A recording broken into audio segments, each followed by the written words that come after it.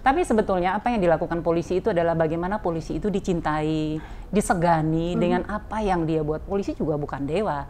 Jangan UMKM ini dibiarkan sendiri, tetapi pemerintahan turun tangan. Alhamdulillah di Banjar juga berjalan seperti itu. Saya pengen produk Banjar seperti rengginang kan. Rengginang ini menjadi teman atau menjadi cemilan di Jepang pada saat minum teh. Yang jelas sekarang sesuai dengan programnya Bapak Kapolri adalah bagaimana polisi itu berupaya sedemikian rupa mendukung pemulihan ekonomi nasional. Nah, itu kata kuncinya, mendukung pemulihan ekonomi nasional. Nah, menurut saya seorang pengusaha itu harus punya mental dan ketahanan serta ketangguhan. Hampir sama lah sama polisi. Berharap kepada seluruh pengusaha di seluruh Indonesia ini, khususnya di Kota Banjar, bagaimana seorang pengusaha bisa mempunyai jiwa patriotisme yang tinggi, mempunyai mental, ketangguhan.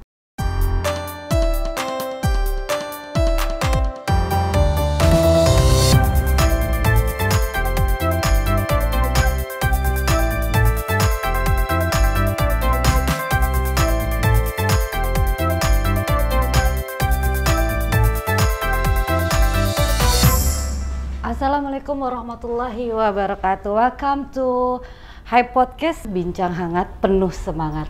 Karena saya menunaikan janji saya untuk membawa satu lagi wanita yang sangat luar biasa.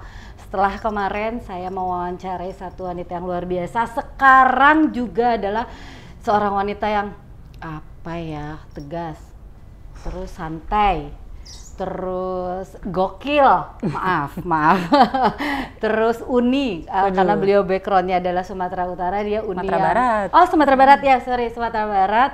Padahal satu leluhur nih, tapi tetap saya salah ternyata nyebutnya. Jadi saya akan mewawancarai dengan santai, yaitu Ibu Melda Yani. Apa kabar, Ibu? Long time no see. Enggak no see, baru 4-5 bulan ya? Enggak lah, Juni saya Juli pensiun, bukan pensiun. Oh, pensiun. Saya dari Banjar Kapolres ke sini tuh Juni, baru 2-3 bulan Oh ya, 2-3 bulan. Kayaknya luar biasa ini Mbak Firsti ke sini bawa satu peleton orang menggeruduk sekolah polisi wanita. Mohon maaf, izin komandan. Gimana Ibu di sini di Jakarta kembali lagi berdekatan dengan keluarga, dengan suami, dengan anak-anak rasanya? Sesuatu yang alhamdulillah luar biasa dalam hidup saya setelah mungkin 13 bulan saya di Banjar jadi Kapolres, ketemu dengan teman-teman HIPMI yang luar biasa, sahabat-sahabat terbaik saya. Terima kasih. Kemudian saya ditugaskan di sini menjadi wakil kepala sekolah polisi wanita, di mana Sepolon itu mendidik calon-calon polisi wanita yang akan ditempatkan di seluruh Indonesia. Wow. Jadi ada 676 siswa saat ini dan ada 77 orang siswa yang bintara kompetensi khusus yang saat ini sedang dididik di sini.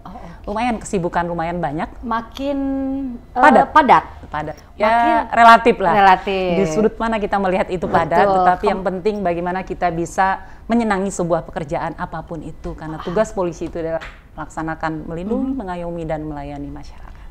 Terima kasih Ibu sudah terpercaya dengan dengan kinerja Ibu, karena saya sudah merasakan di sana bagaimana Ibu menyusun schedule dari hari ke hari, terus mengikuti giat-giat Ibu saat di Banjar. Ya banyak sekali aura-aura yang saya terima atau mungkin HIPMI terima di Banjar dengan sosok Kapolres Ibu Melda ini yang tegas, santai, gokil, tapi asik. Aduh gimana ya, susah saya ngejelasin. Ini terlalu memuji nih. Enggak, tapi emang apa adanya karena memang ya sosok ibu itu buat kami sering membicarakan ibu, jujur kita sering menggibah ibu. Bahwa aduh Banjar selalu di hati ya. Ya, Banjar selalu di hati, Bu Melda selalu di hati karena memang membawa warna lain mungkin gitu ya, sosok Kapolres wanita tapi ternyata tegas tapi santai, asik, bisa say hey di pinggir jalan, hai gitu kan. Jarang sekali seorang pejabat seorang pemimpin Kapolres seperti itu. Jadi not buat saya bahwa memimpin itu memang betul harus tegas, tapi naluri keibuannya mungkin tetap harus dijalankan. Dan sebetulnya sederhana sih menurut saya. Ketika kita menjadi seorang pemimpin dimanapun itu, saya ingat seorang presiden Singapura. Itu seorang muslim kan Ya. mengatakan bahwa ketika kamu ingin menjadi seorang pemimpin dimanapun itu dengan jabatan tertinggi di dunia ini hanya 3 hal. 1, kemauan keras, kemudian tekad, keberanian. Itu aja 3 hal itu yang menurut saya penting.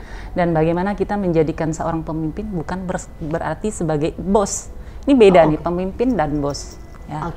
Kenapa? Kalau pemimpin kalau seorang bos itu kan merintah-merintah aja, tapi kalau seorang pemimpin, bagaimana dia bisa mengajak anggotanya dengan empatinya, dengan seorang wanita, keibuannya, keikhlasan dia, mampu berdiskusi dengan anggotanya, mengajak, mari kita sama-sama mencapai tujuan kita. Visi dan misi Polri itu seperti apa? Nah, itu yang kita capai. Menurut saya sih seperti itu.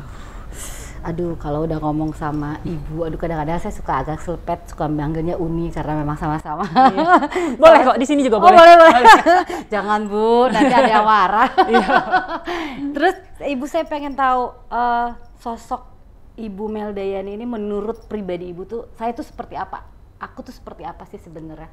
Ibu Meldayani ini kalau kita boleh tahu, sudah mempunyai definisi tentang diri ibu sendiri nggak? Ibu Meldayani itu seperti apa? Yang pasti saya itu sebetulnya kalau orang nggak tahu aja, sebetulnya saya tuh punya keras loh, keras, tegas, keras kepala mungkin ya. Orang Sumatera, itu kan orang Sumatera kan gitu ya. Tetapi di sisi-sisi lain saya bisa menempatkan diri, itu yang paling penting. Bagaimana kita bisa bertanggung jawab dengan pekerjaan kita, karena menurut saya ketika saya menjadi Kapolres di sana lebih kurang 13 bulan, memimpin 465 orang itu butuh sebuah energi yang besar menurut saya. Ketika kita bagaimana mengkomunikasikan, mengkoordinasikan, apalagi saya masuk di situasi pandemi COVID-19 yang sangat luar biasa. Saya perlu merangkul teman-teman. Alhamdulillah, ini saya luar biasa nih, bukan karena dari HIPMI ya, karena benar-benar waktu itu mendukung peran saya bagaimana mendisiplinkan masyarakat, bagaimana saya melaksanakan public address, kepada seluruh masyarakat, woro-woro lah bahasa Banjar ya. Tapi dengan bantuan teman-teman pengusaha, kita menyadarkan kesehatan masyarakat, tetapi pada poinnya adalah juga ekonomi itu harus bangkit dan pulih. Nah, gitu. Saya apresiasi lah buat HIPMI pada saat itu. Aduh, terima kasih. Terima kasih. Terima kasih, dan saya juga ingat sekali ada satu malam ibu menelpon saya tentang sesuatu, dan saya di situ jujur merinding, Bu. Oh, seorang Ibu Melda yang sudah meninggalkan tempatnya, ibarat kata ya udah bukan urusan gue deh, harusnya kan gitu. Tapi saat itu jam 9:30 apa jam 10 malam dia telepon. 10 malam ya waktu itu ya. Ini ada apa Fursti? Aduh apa ibu, di Banjar? Merinding tapi sambil yang terharu. Oh, masih inget ya, masih mau peduli gitu loh. Hanya karena sebuah berita di TV mau menyempatkan kita berbicara gitu. Buat betul. Saya itu adalah suatu hal yang not lagi buat saya bahwa oh ya, maksudnya menjadi seorang pemimpin itu atau menjadi ya tadi bilang ibu seorang bos itu mungkin jangan lupa atau tidak mungkin melupakan apa yang sudah histori tentang kehidupannya. Itu yang saya acungi buat ibu, Bu. Masih banyak loh pedagang-pedagang itu pada telepon saya loh. Oh iya? Bu, iya bener, pedagang. Bu, ini gimana sih PPKM sampai kapan? Loh, kok tanya gue? Kapolres. Gitu. Saya di Sepelwan mau masuk jadi poluan baru ke saya. Apa aja persyaratannya gitu ya, Bu ya. Oke, terus menurut ibu, balik lagi nih, polisi itu kan kadang-kadang image-nya satu, ditakutin kadang-kadang sama masyarakat. Kalau ada polisi mereka nurut. Setelah polisi lewat, patroli lewat, ya gimana nanti kalau kata orang Sunda, kumaha engke. Nanti aja lah gimana nantinya. Ya, gimana nanti aja lah gitu kan. Nah, sebenarnya ibu ingin masyarakat melakukan seperti itukah kepada Polri, atau ingin masyarakat itu ya dengan kesadarannya sendiri, bukan takut tapi lebih kesegan mungkin. Nah, menurut ibu seperti apa? Jadi kadang-kadang kita itu di-image-kan waktu kecil kan, awas loh ada polisi loh. Nah, seperti itu. Jadi di otak kita di framing bahwa polisi itu menakutkan. Nah, itu kadang-kadang kesalahan, mohon maaf nih, orang-orang tua zaman olah seperti itu. Tapi sebetulnya apa yang dilakukan polisi itu adalah bagaimana polisi itu dicintai, disegani dengan apa yang dia buat. Polisi juga bukan dewa, tetapi bagaimana upaya yang kita lakukan. Tugas seorang polisi di masa pandemi COVID-19 ini sangat luar biasa. Yang seperti yang saya sampaikan, bagaimana kita bisa mendisiplinkan masyarakat, karena kuncinya kesehatan dulu.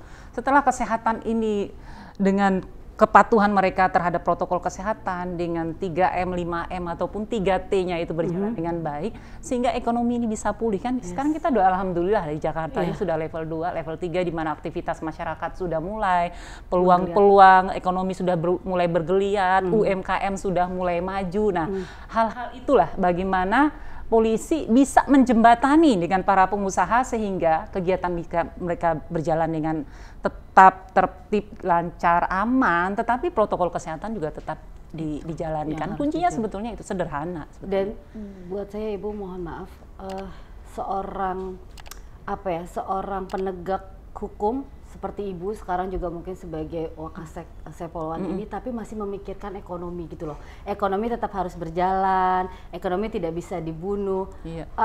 Sebenarnya kan itu mungkin bukan bagian tuh ibarat kata kalau bahasa kasar gini, itu bukan tugas gue lah, itu kan ada. Tapi Ibu masih bisa memikirkan dasarnya apa nih Bu? Posisi? Tapi bukan sebetulnya bukan tugas polisi itu jelas ya, melindungi, mengayomi, melayani masyarakat, menegakkan hukum.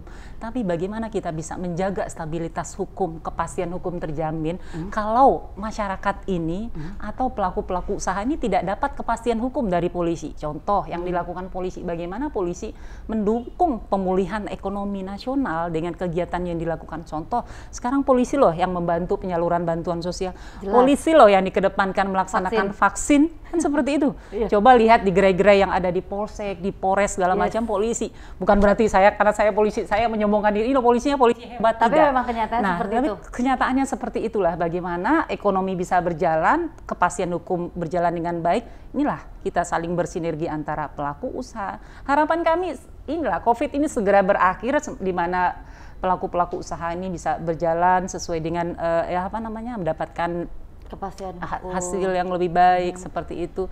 Tentunya perlu kerjasama kita bersama seperti itu. Betul sekali, karena memang terasa sekali ya, kami di HIPMI sangat-sangat terasa bahwa regulasi-regulasi yang berubah dari pemerintah, mungkin kita mengadu ke aparat pun ya mereka juga bingung gitu loh posisinya, karena memang mereka harus memilih gitu, mana yang harus ditekan dulu, mana yang harus didahulukan. Nah, hal-hal seperti itu memang butuh kalau waktu malam kita telepon harus ada hati nurani yang dikedepankan. Saya ingat banget itu kalimatnya Ibu tuh, harus ada hati nurani yang dikedepankan. Tapi terkadang kan hati nurani itu bertabrakan dengan, mohon maaf, mungkin peraturan yang ada, peraturan dari atas. Paham sekali gitu loh Bu. Sebetulnya gampang melihat dengan kacamata kuda. Saya dulu waktu jadi Kapolres di Banjar itu, kembali lagi nih cerita ke Banjar. Saya pernah melakukan kegiatan dukungan ketahanan pangan satu itu. Saya bagaimana produk-produk UMKM yang ada di Kota Banjar itu bisa maju. Karena saya rajin ke lapangan, saya rajin ketemu dengan ibu-ibu petani, ibu-ibu yang menjual, kan banyak tuh panganan-panganan khas Banjar waktu itu. Nah, anggota saya nanya, "Bu, Ibu ngapain sih? Itu bukan kerjanya polisi. Ngapain sih datang-datang ke situ?"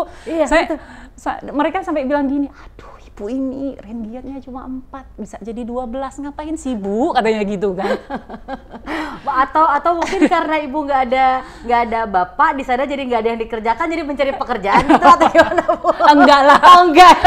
Karena saya berpikirnya saya tuh harus hadir untuk masyarakat. Nah, ketika saya datang saat itu, mereka bercerita, "Bu, kami tuh sudah bikin produk nih UMKM bagus, rasanya juga enak." Betul. Malah saya dibawain pulang kan. Akhirnya malah sering datang kan. Bukan karena itu sebetulnya. Terus kesulitan mereka apa? Oh, ternyata pada saat pemasaran ini sulit. Kenapa? Sulitnya di mana? "Bu, kami mau masuk ke Jogja aja itu prosedurnya terlalu bla bla A B C D."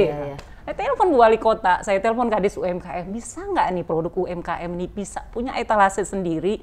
Maksud saya sederhana sih yang saya lakukan, tetapi setelah saya mengkomunikasikan itu bisa gitu loh. Ternyata mereka akhirnya bahagia kan gitu. Pojok UMKM itu ya Bu ya, mungkin hasilnya. Iya. Termasuk di Manuk Londo kan ada juga kan? Iya, betul. Nah, itu mungkin slogan mengayominya itu dapat sekali ya Bu ya. Ternyata memikirkan juga tentang ekonomi kecil, bahkan mikro, yang Ibu pikirkan. Alhamdulillah. Nah, dari banyak banget yang Ibu pikirin nih ya, dari zaman jadi Kapolres, sekarang jadi Wakasek, nanti mungkin jadi apa lagi. Ngeklikinnya gimana di sama Bapak yang juga seorang Kapolres. Kapolres juga. Wah, itu kan pasti di Jakarta pula pasti lebih waktunya lebih tight lagi. Iya. Ngeklikinnya gimana Ibu ini dengan anak-anak yang lucu-lucu, si kecil yang gadis kecil itu gimana Ibu? Ada orang istilahnya itu work life balance ya. Bagaimana menyeimbangkan antara sebuah pekerjaan dengan tuntutan pekerjaan. Yes. Menjadi seorang Kapolres, apalagi seorang wanita di tempat yang jauh, jauh ya, hampir 8 jam kan kita kalau ke Banjar ke sini itu. Betul. Menurut saya itu adalah bagaimana ketika pekerjaan itu seimbang dengan rumah tangga. Ketika kita bekerja, fokuslah dengan pekerjaan kita. Apa yang akan kita lakukan besok? Kita mikir nih, oh apalagi kegiatan yang kita bisa lakukan. Makanya kalau memang ajudan-ajudan saya pada protes, Bu banyak banget sih kegiatannya. Memang saya fokus pada saat saya bekerja. Tetapi ketika saya pulang dari kantor, waktunya saya nelpon suami, saya nelpon anak-anak, saya tanya apa keperluannya. Membuat waktu itu menjadi sebuah sesuatu yang sangat berharga, bukan kuantitasnya, tapi bagaimana waktu itu berkualitas. Orang bilang quality time. Nah, menyeimbangkannya kadang-kadang dengan hal kegiatan anak-anak saya ajak ke Banjar, suami saya juga datang kebetulan pada waktu itu masih pendidikan di Sesko TNI.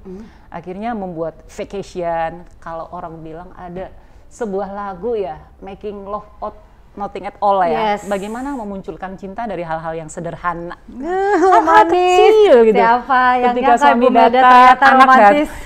Bukan. Suami datang, anak datang, padahal cuma bakar ikan di belakang. Bakar ikan itu kan sederhana menurut saya. Nah, hal-hal itulah yang membuat komunikasi ini tidak buntu. Sehingga pada akhirnya dengan seimbangan yang saya punya dengan work life balance itu ya, saya nggak pernah stres, saya tidurnya nyenyak, saya termotivasi untuk bekerja. Jadi tidak ada hal-hal yang menghambat selama 13 bulan. Orang bilang, Bu, jadi Kapolres masa pandemi sulit loh. Enggak, gue bilang, gue enjoy aja, bisa olahraga ya kan? Iya, betul. Olahraga, bisa kita jalan-jalan, ya kan, itu. bisa vacation. Suami tetap hubungan dengan keluarga yang jauh Banjar Jakarta masih tetap terjalin. Mungkin intinya, Hypojen mungkin intinya adalah yang boleh saya ambil sedikit nih dari sosok Ibu Melda yang sangat inspiring kalau buat saya pribadi, karena mungkin background kita yang sama dengan darah Sumatera Barat kita, bahwa ternyata kalau memang kita mau menghargai sesuatu yang sedang kita jalani dan berpikir bahwa semua ini berharga, kita akan mencari cara apapun ceritanya, apapun caranya, kita akan selalu berusaha melakukan yang terbaik dan melakukan dengan cinta dan kasih sayang yang kita punya, mungkin seperti itu ya Bu ya. Ibu Melda ini memang betul-betul buat saya sarangnya. Ibu, nah sekarang gimana saya satu sisi wanita yang penuh dengan kelembutan, terus satu sisi juga seorang istri yang harus selalu support suami dalam kondisi apapun. Betul. Kadang-kadang suami jauh, kita lagi butuh, misalkan hanya bicara pillow talk atau misalkan morning talk, itu kan kadang-kadang nggak bisa karena mungkin kita ada waktu tapi bapak tidak ada gitu. Nah, mensiasati, kan kalau kadang-kadang perempuan suka baper Bu. Tolong untungnya dong. saya enggak. Nah jadi itu, aman. Kena dia. tipsnya gimana biar nggak baper, kan kadang-kadang kalau kita lagi butuh energi yang positif dari pasangan gitu kan, tapi ternyata nggak klik. Nah itu gimana nih untuk Hypojen yang mendengarkan, mungkin ada ibu-ibu yang aduh saya butuh perhatian tapi lagi nggak klik. Nah itu gimana tuh Bu posisinya?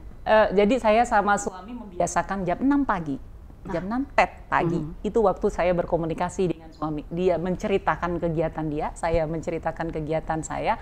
Kan sekarang zaman teknologi demikian canggih, bisa video call kan. Anak-anak langsung masuk di video group family itu kan, kita ngobrol di sana, udah selesai. Yang kedua adalah pada saat makan siang, dan yang ketiga adalah malam. Itu waktu yang disepakati kita akan berkomunikasi, kecuali ada hal-hal urgent ya. Jadi untungnya saya punya suami polisi, paham betul dengan pekerjaan saya. Saya juga paham betul dengan pekerjaannya dia, terus dengan anak-anak. Komunikasi ini alhamdulillah berjalan dengan baik dan lancar. Ibarat roda pedati ya, saling tarik-menarik seperti itu.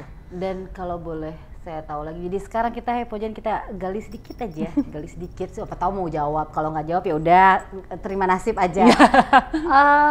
Di saat benar-benar namanya manusia pasti akan ada fluktuatif perasaan, ada permasalahan tidak hanya di pekerjaan, kita juga mungkin ada something di keluarga atau ada anak yang memang butuh concern kita gitu. Nah, membikin skala prioritasnya tuh gimana tuh Bu? Misalkan nih sama-sama nih semuanya nih dalam satu satuan waktu, kan terkadang kita kalau memang lagi Tuhan lagi bercanda sama kita kan kadang-kadang semuanya dikasih tuh. Ya di kerjaan lagi ada something, misalkan hubungan dengan pasangan juga lagi ada something, dengan anak-anak pun misalkan lagi ada something.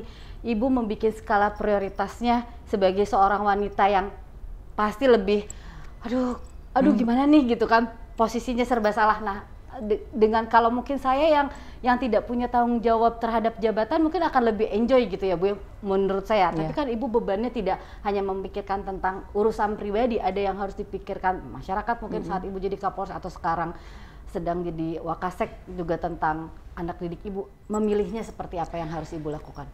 Saya menikah itu sejak tahun 1999 ya, sudah 22 tahun. Alhamdulillah selama ini karena memang kita saling menghormati dengan suami, dengan anak-anak juga sangat support dengan tidak ada permasalahan yang berarti selama ini. Alhamdulillah banget. Tapi ketika saya dihadapkan dengan sebuah pilihan, apakah harus memilih? Ya alhamdulillah saya belum menemukan. Tapi ketika menemukan itu, yang pasti menurut saya memang keluarga dulu ya. Keluarga dulu, tetapi bagaimana menyeimbangkan menurut saya sih, keluarga beres, keluarga urusan dengan permasalahan dengan keluarga selesai, dengan pekerjaan juga tidak ada hal-hal yang berarti dan menghambat. Alhamdulillah sih. Jangan sampai Bu, saya doakan selalu itu, semuanya lancar, Tuhan tidak melakukan bercanda-bercanda yang terlalu seperti itu. Apalagi saya pernah kan 6 bulan terakhir itu kan saya sama-sama Kapolres nih kan. Saya betul. Kapolres Banjar, suami saya Kapolres Metro Jakarta Utara. Benar-benar dihadapkan dengan situasi pandemi COVID-19. Malah kita sharing informasi. Oh ya, saya mau bikin gini loh di Banjar, saya bilang, kamu bikin loh yang seperti ini di Jakarta Utara. Atau dia ngasih masukan, coba kamu deketin ini, deketin ini. Gitu. Kadang malah minta bantu, bagi dong sembakonya buat kasih orang Banjar.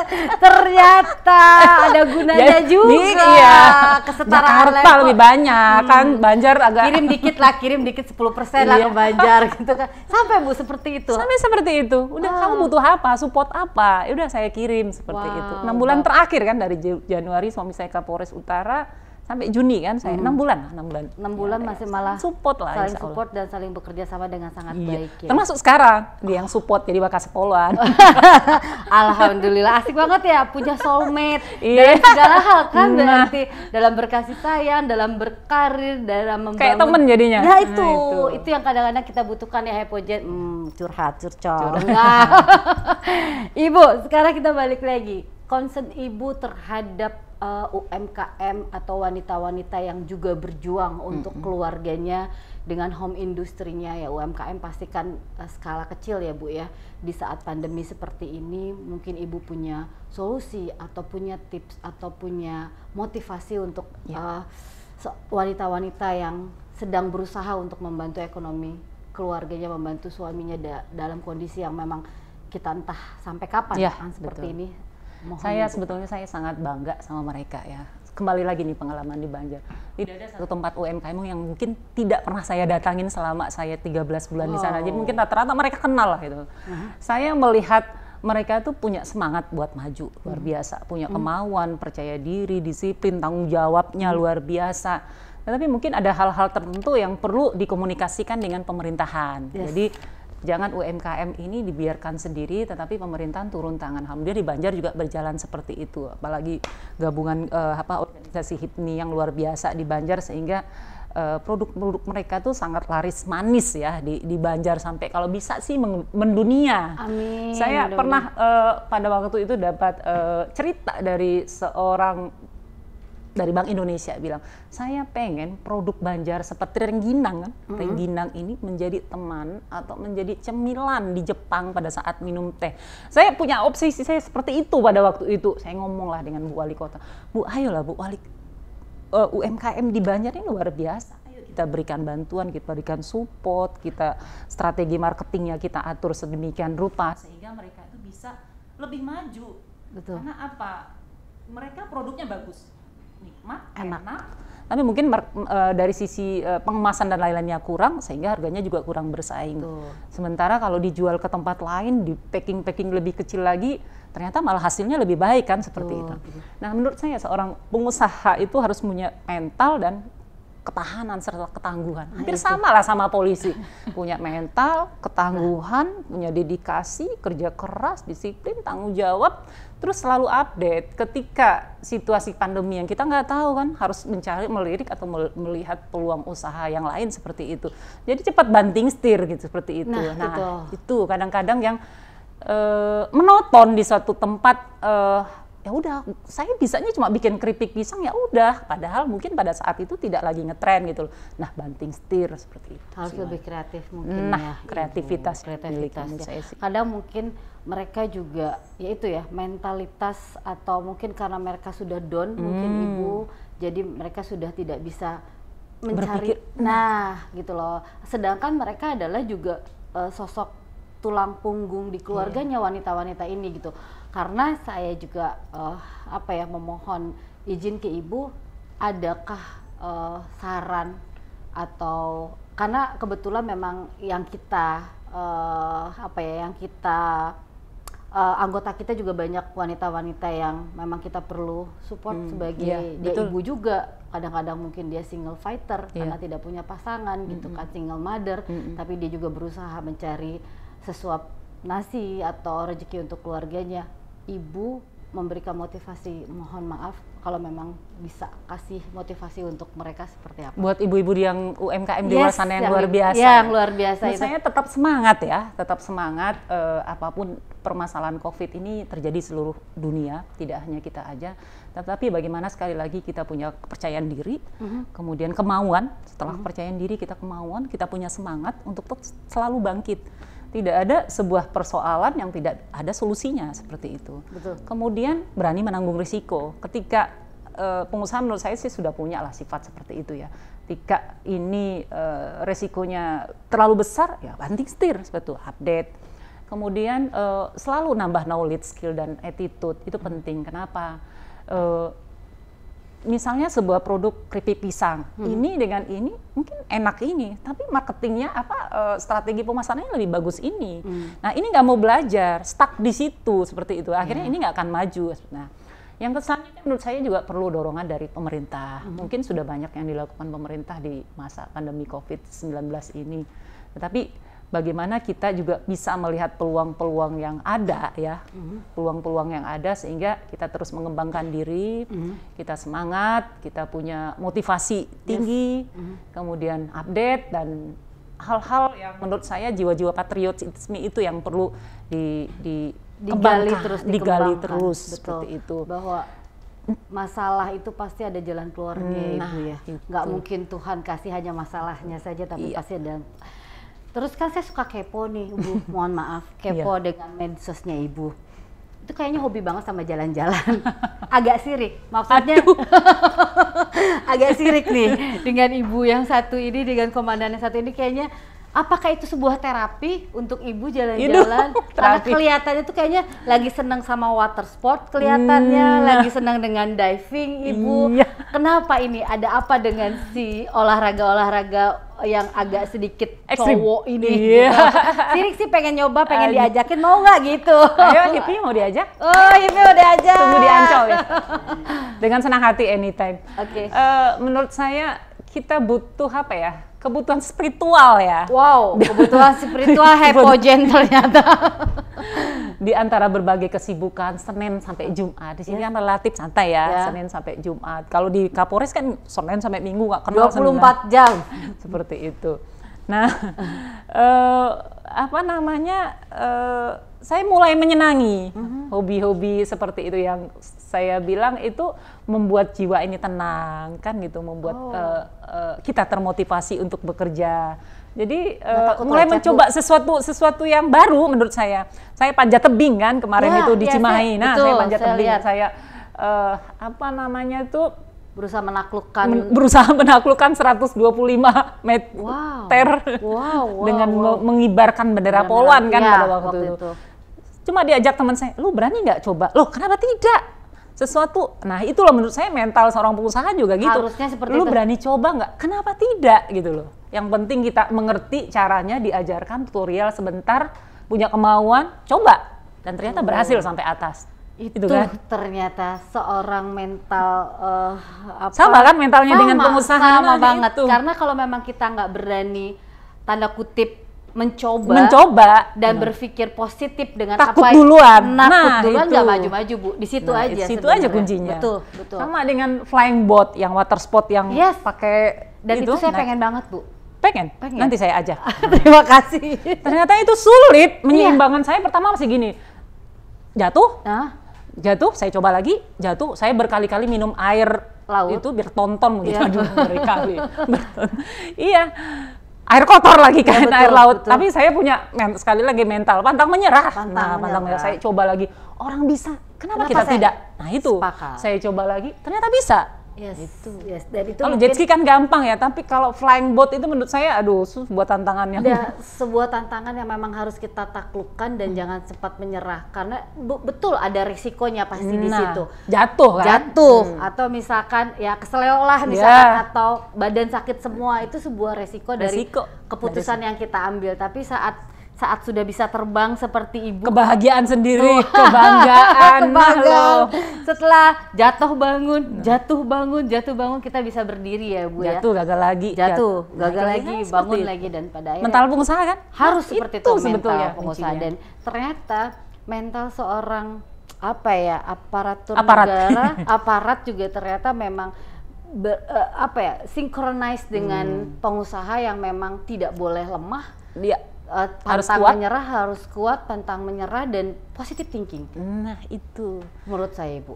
Positive thinking adalah ketika kita bisa memberikan energi yang positif di sekeliling kita. Itu aja. Tidak ada yang tidak mungkin. Tidak ada yang tidak mungkin. Untuk seorang wanita seperti Ibu pun menjadi Kapolres sekarang tidak. Kita sudah bisa melihat bahwa seorang wanita pun bisa menjadi seorang Kapolres yang disayangi, memimpin 400 sekian orang dengan dicintai pula gitu kan. Dicintainya tidak hanya oleh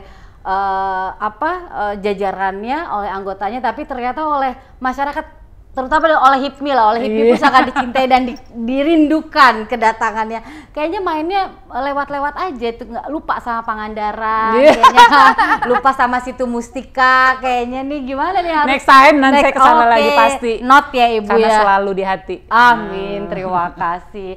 Ibu, ada satu program nggak yang bisa dikolaborasikan antara HIPMI atau UMKM dengan Polri sendiri, atau misalkan dengan Sepolwan, atau dengan apapun itu namanya, dengan aparat? Menurut Ibu ada ide apakah yang memang bisa kita coba gali untuk berkolaborasi dengan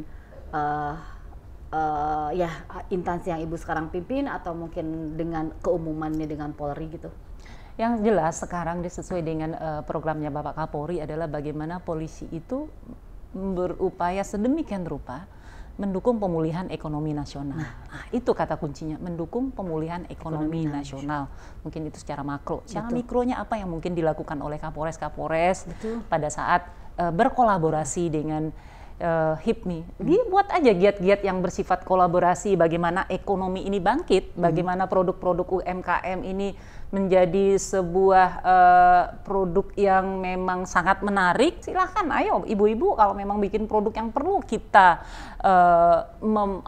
mempublikasikan sedemikian rupa, why not, kenapa tidak? Saya tawarkan pada waktu saya jadi Kapolres, ayo, saya bilang saya bantu mengendorse lah bahasanya, kan seperti itu. Kenapa tidak? Karena kita memikirkan ekonomi ini bangkit seperti itu. Ini baru not nih Ibu, dari Ibu informasinya sangat dari dulu itu saya. Dari dulu ternyata. Terima kasih sekali. Aduh Hypogen, sebenarnya kita masih pengen ngobrol lebih panjang lagi, tapi Ibu yang satu ini kan jadwalnya tight, lebih tight lagi. Ibu Wakasek Sepolwan ini lebih tight lagi. Mungkin lain waktu Ibu nanti kita di Banjar ketemu, mudah-mudahan Ibu mau berkunjung lagi ke Banjar. Tapi sebelum ditutup Ibu, kita minta quote atau pesan untuk semua pengusaha Hypogen, semua pengusaha, semua penikmat Hype Podcast. Apa yang bisa Ibu kasih untuk kita, pesan cinta, pesan kasih sayang yang bisa Ibu kasih untuk kami? Baik, tentunya saya berharap kepada seluruh pengusaha di seluruh Indonesia ini, khususnya di Kota Banjar, bagaimana seorang pengusaha bisa mempunyai jiwa patriotisme yang tinggi, mempunyai mental, ketangguhan untuk terus bergeliat, untuk terus berjuang di masa pandemi COVID-19 ini. Dan kami dari Polri siap mendukung pemulihan ekonomi secara nasional. Terima kasih, makin cinta aku, Iya. makin cinta. Terima kasih sekali lagi Ibu. Mohon maaf kalau bisa jangan lupa apa Ibu, jangan lupa like. Jangan siap. lupa like, comment, Comment. subscribe, and share video-video dari kita ya Ibu ya. Siap. Terima kasih atas waktunya, sehat selalu, Amin, amin. bahagia selalu lahir batinnya. Amin, Salam terima buat kasih. Bapak, buat anak-anak yang lucu, si kecil itu yang masih TK ya Bu ya. Iya. Ya, salam buat mereka, peluk kasih dari kami semua dari HIPMI. Terima kasih. Terima kasih Hypogen. Jangan lupa sekali lagi untuk komen, like, subrek deh pokoknya subrek ya. Assalamualaikum warahmatullahi wabarakatuh. Terima kasih.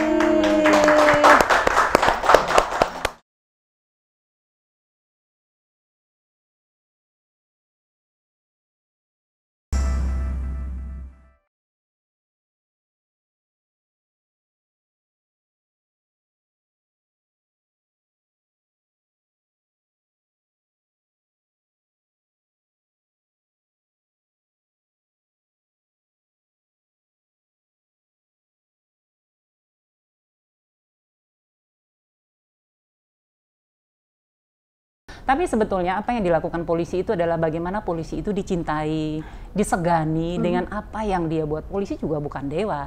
Jangan UMKM ini dibiarkan sendiri, tetapi pemerintahan turun tangan. Alhamdulillah di Banjar juga berjalan seperti itu. Saya pengen produk Banjar seperti rengginang, kan? Rengginang ini menjadi teman atau menjadi cemilan di Jepang pada saat minum teh. Yang jelas sekarang sesuai dengan programnya Bapak Kapolri adalah bagaimana polisi itu berupaya sedemikian rupa mendukung pemulihan ekonomi nasional. Nah, itu kata kuncinya, mendukung pemulihan ekonomi nasional. Nah, menurut saya seorang pengusaha itu harus punya mental dan ketahanan serta ketangguhan